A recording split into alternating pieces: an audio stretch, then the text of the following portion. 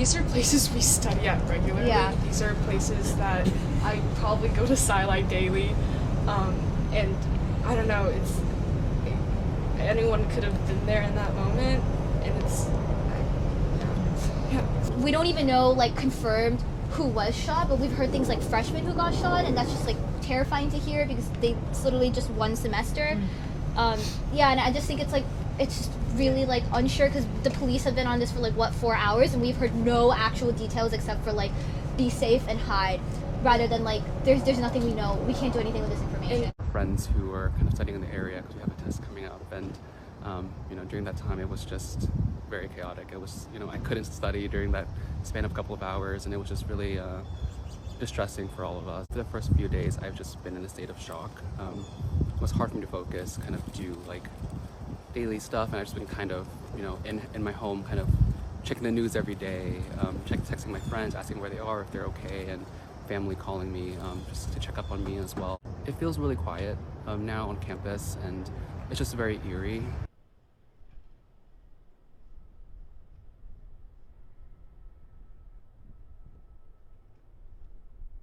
But I think now that we're kind of in the later few days of this, it's, we're all starting to get back into the flow of things, going back to regular daily motions. It's still a little bit hard, but we're, making our way there. We should, despite all of that, we should just go about our lives. And, I'm definitely a little bit apprehensive just because of obviously what happened and knowing he's still out there. Everything shut down. Our finals were canceled, and it's just not an environment I want to be in. So a lot of people trying to figure out rides to get out of here. That being said, I feel like we have a safe presence on campus. There's a lot of police officers here, though. I will say that me and my friends always walk in pairs. We're not really going out alone by ourselves right now. I couldn't really believe that it happened. I was at a randomly planned review session for one of my exams, which interrupted prior plans I had to study in the very building. Ended up being the scene of the shooting. Ferris and Holly. I got a call at about 4:12 after receiving a text message from my friend that the building was not safe, that there was a shooter. Once we received the official notice, we ran inside another dorm that somebody offered to us, and we barricaded the door with some furniture. We have an obligation, having survived this, to use this opportunity with all the media focus and share our story, share what's happening, and try to reflect on how we can be better about situations like these. I mean, we're all going to be traumatized in our own ways from this. Placing flowers and embracing one another in tears. The somber feelings of loss and disbelief permeates Brown's campus and its students. It's horrible. I really have no words. Before they leave for winter break, many students came by this makeshift memorial on Brook Street to remember the 2 lives lost and the 9 others who were injured in the deadly mass shooting over the weekend. Just absolutely devastating. We're all leaving today. One of the victims killed was Brown student Ella Cook, who was also vice president of Brown College Republicans. She was honored back at her home church in Alabama. Those of you who know her, she was an incredible, grounded, faithful, bright light. I want people to know how much he changed the lives of the people he was closest to. Vanessa Finder says she was best friends with the other victim who was murdered, Muhammad Amurzakov. The 18-year-old was a freshman here at Brown. Vanessa says they met on the very first day of school and were studying neuroscience together. They also lived near each other on campus. The more I got to know him, I realized he's like a really funny person. And he also was in similar classes as I was because we both were neuroscience and both wanted to become like physicians under that field. Vanessa says Muhammad wasn't supposed to be in the building where the shooting occurred, but he was there to support one of his fellow classmates for an economic review class. I kind of had more of a gut feeling that something went really wrong. Brown students say they're also concerned for their own safety now. Graduate student Siddhartha Das was inside the building during the mass shooting. He was in lockdown for 4 hours. He feels more security measures should have been in place. You can lock the doors. We can swipe in. It is it's a normal thing for every other university. Why are our doors open?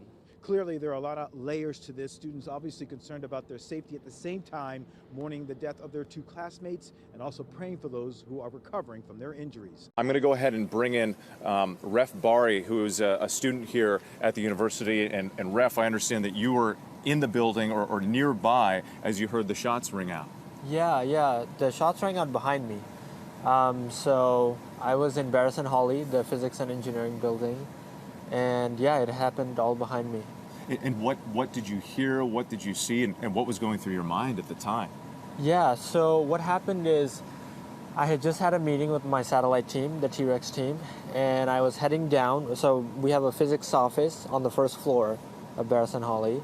So I left the first floor office, and there's a step of stairs that connects the old part of Barrison Hawley to the new part.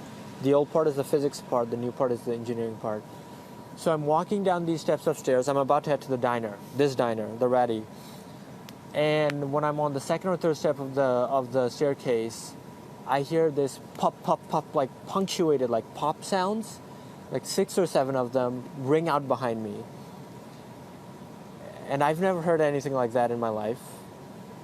So the first. Did you instantly know that it was gunfire, or you thought maybe it was something else? No, I thought, okay, you have no idea that, this thing is real in the moment, right? There's no kind of fact check in real life.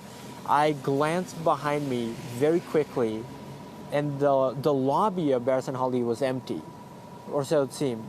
So I thought, okay, maybe I'm tripping. In front of me, the ERC, the commons area of Barrison Hawley is full with about 100 students.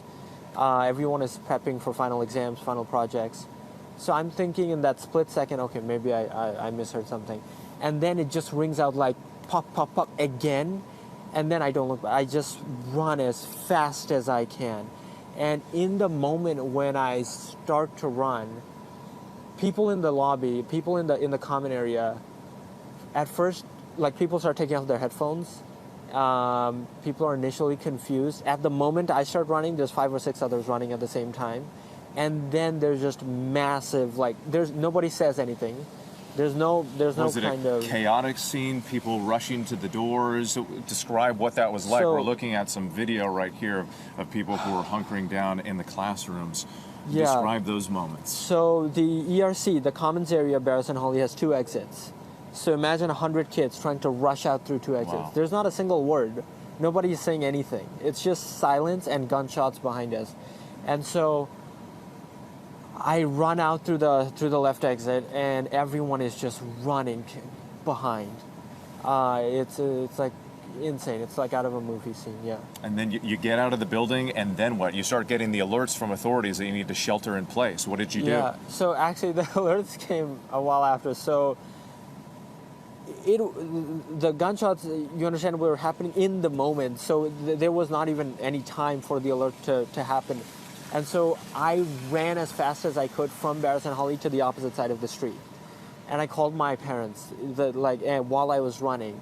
I was running to my apartment, which is on Thayer Street, and but my brain was just like blank. I was just running. It was like. Did you see anybody get hurt, injured, or law enforcement during that run as you were trying to get away? No law enforcement. The event was happening in that real moment. time. In that moment, and I just heard students behind me running. But the weird thing is that so I ran from Barrison Hawley to the other side of the street, and on the other side of the street is the science library. And folks coming out of the science library had no idea what was going on. So as I was running, I started shouting, "Active shooter," run. And there were 2 kids who were at first confused, and then when they saw me run, they started to run the other way. But people on near Starbucks, so on the other side of the science library, where I was running on Thayer Street, everyone was just normal. Nobody knows what's going on. Forgive me, we're running out of time here, but I just wanted to ask you, eventually you started sheltering in place. Yeah. How long were you on lockdown? And what was that like? So I actually, I was kindly taken in by a friend, Allie. We hid in her bathroom for 2 hours. 4 of us in a small bathroom for 2 hours. And it was terrifying, but thanks to her, I think thanks to her, I'm alive right now. So yeah. Well, Ref, Yeah. thank you so much for taking the Yeah. time this morning. We're glad Thank you're you. okay, and of course, our thoughts with you and the entire community. Yeah, thank you, We Ed. appreciate Thank it. you. All right. Truly, I know that the cops are doing every possible thing to get the perpetrator red-handed, but this is taking time. How many days now? It's getting to 5 to 6 days. Nothing. No good thing is coming out of it.